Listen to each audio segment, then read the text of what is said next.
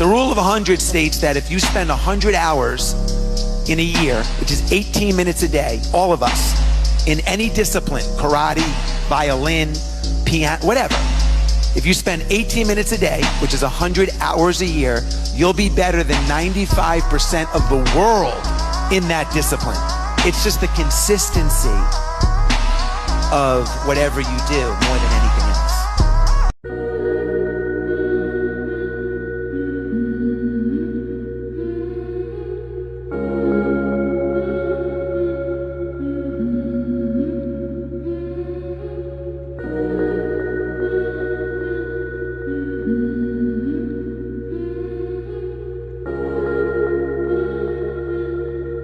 Ask yourself, why do you care about people you do not know? That's real. Why the fuck do you care about people you do not know? That's real. Why do opinions of people that you don't even know who they are, what they are? Why do they matter? What matters to you? Who really shakes your fucking ground in your world? If you got a wide variety of who those people are, that's your problem. If anybody can shake your foundation and take a brick from underneath it and make your building fall down, you got bigger problems. What is your advice to overthinkers? A quote that has helped me immeasurably, and it's from a book called The Horse, the Boy, the Fox and the Mole. And one of my favourite quotes out of the whole book is a boy and a horse are in the woods. And the boy says to the horse, "I can't see a way through." And the horse says, "Can you see your next step?" And the boy says, "Yeah." And the horse says, "Then just take that." Wow.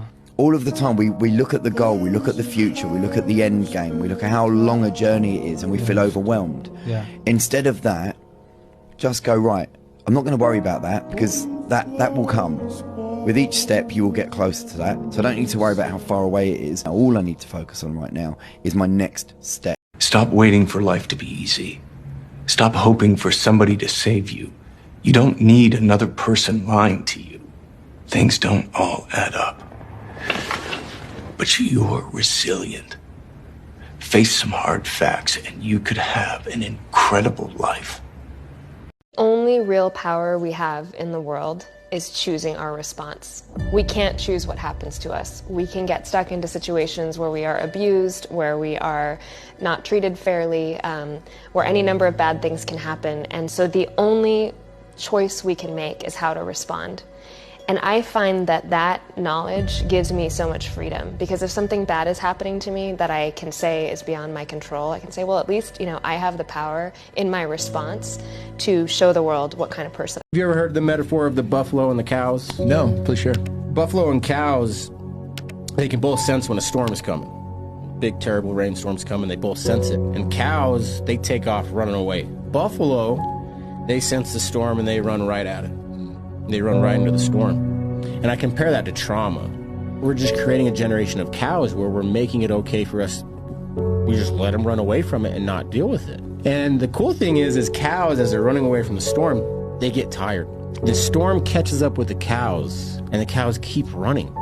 They don't stop. If they stop, let the storm pass. No, they just run with stay in the storm. So they're in this misery and shame and guilt. They're in this way longer than they have to be. The buffalo, they run into the storm and it's terrifying. Once you get past that first initial scare, that fear, and you get in the storm and then the storm passes, then they're happy and they're rested, and then they can enjoy what the storm gave them, the water and the grass and all. There are two things we should never have to chase: true friends and true love. People make time for who they want to make time for. People text and reply to people they want to talk to.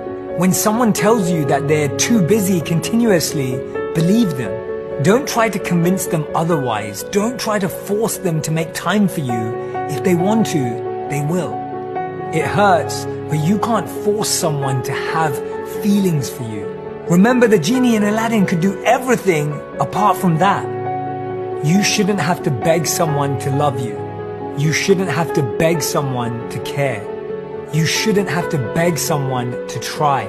You shouldn't have to beg someone to talk to you, and you shouldn't have to beg someone to put you first. If they wanted to, they would.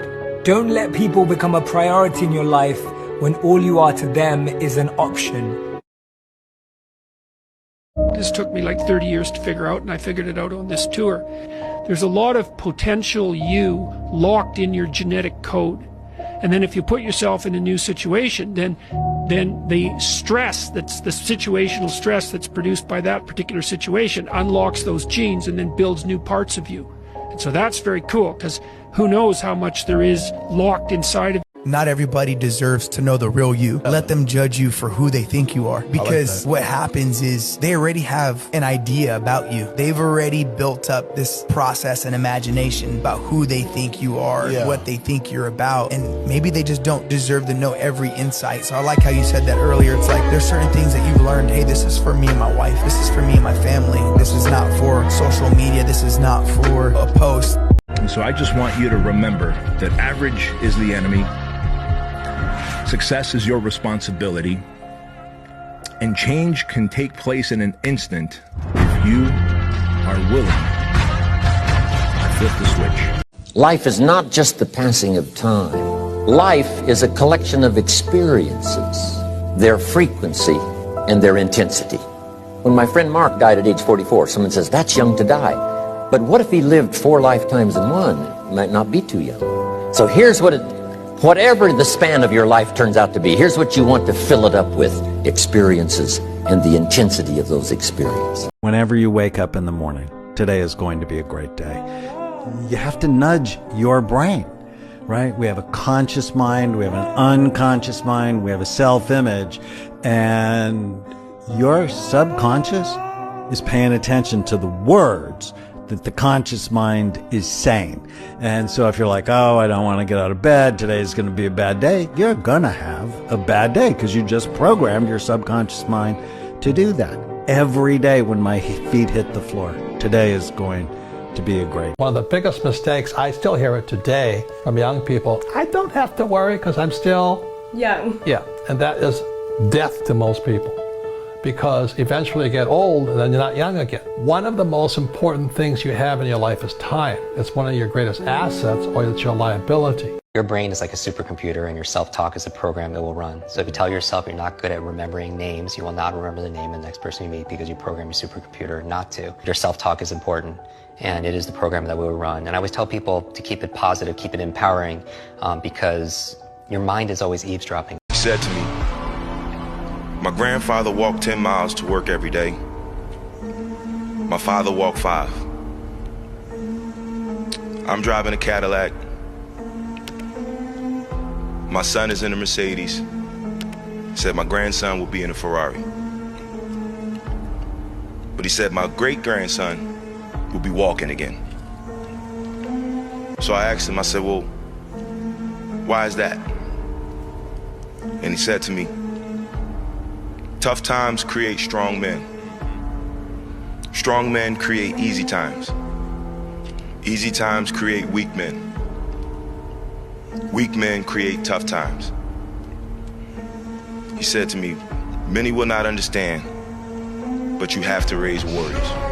The young guys take to this a lot. I said, you should be the strongest person at your father's funeral, right? Well, that's something to aim for.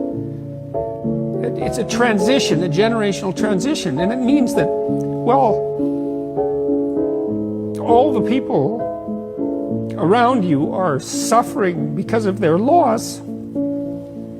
They have someone to turn to who can illustrate by their behavior that the force of character is sufficient to move you beyond the catastrophe.